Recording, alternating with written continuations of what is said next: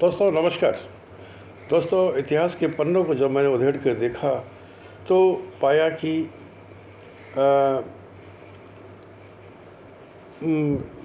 11वीं सदी तक राजपूत वंश, चोल वंश, मौर्य वंश, पाल वंश और गुप्त वंश के अंदर भी वही बीमारी थी रियासतों वाली, और वही बीमारी थी विलासिता की ज़िंदगी की।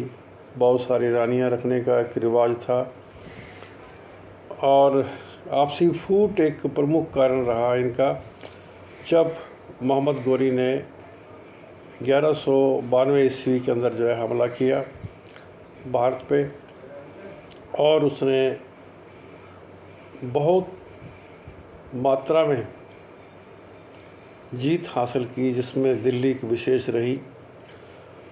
और उसके बाद कुतुबुद्दीन ऐबक के समय के अंदर जो है ये विलासिता की ज़िंदगी का प्रचार और अधिक बढ़ गया, और वहाँ से ही मुस्लिम शासन की नींव रखी गई।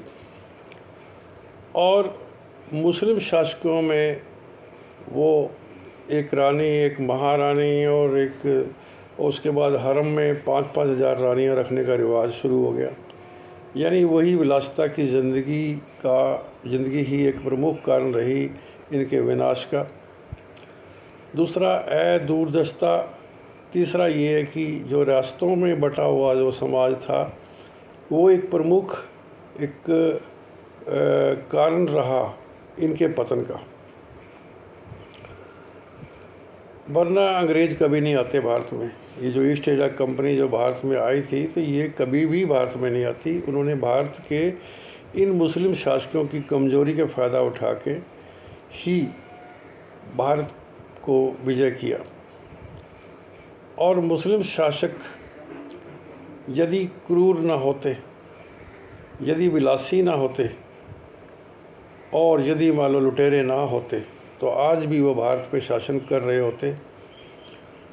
और उसी पैटर्न के ऊपर देश में काले अंग्रेज़ों ने राज किया। यानी यूँ कहो कि भारतीयों ने भारतीयों पे ही राज किया, और वही विलासिता की ज़िंदगी, वही सब कुछ लूट खसूट जारी रही लगातार, और आज भी है। उस वक्त ये बहू रानियाँ जो रखने का रिवाज मुस्लिम समाज में था, अब हिंदू समाज में जो भी शासक हैं या रहे हैं उसमें वो रिवाज तो नहीं रहा। एक आधी रानी घर पे, बाकी रानियाँ बाहर, है ना, और जाएंगे चोरी छिपे मिलेंगे। यानी इस प्रकार से ये परंपरा चल रही है।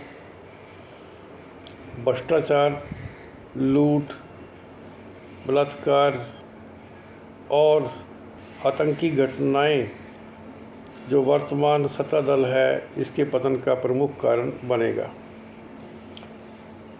और अब ये हाशिए पे ही चल रहा है इस वक्त जो है, और इसके बाद इसका भी पतन हो जाएगा। इतिहास याद रखेगा कि इस प्रकार के शासक भी आए थे जो बोलते कुछ थे, करते कुछ थे। यानी जो वो कहते थे करते ठीक उससे उल्टा ही थे। प्रचार में अधिक रहे और विकास नाम की चीज़ शून्य रही। लूट खसूट, बेईमानी, चोरी डकैती, लूट, भ्रष्टाचार हद से अधिक रहा, और इतिहास के पन्नों में ये सब लिखा जाएगा। सो दोस्तों, अधिक कहने की आवश्यकता नहीं है।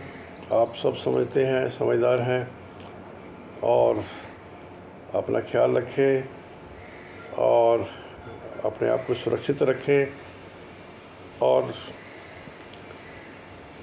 अपने देश की सुरक्षा, देश की एकता और अखंडता के लिए लगातार प्रयास जारी रखें और सही रास्ते पर चलते जाएं। धन्यवाद दोस्तों, जय हिंद।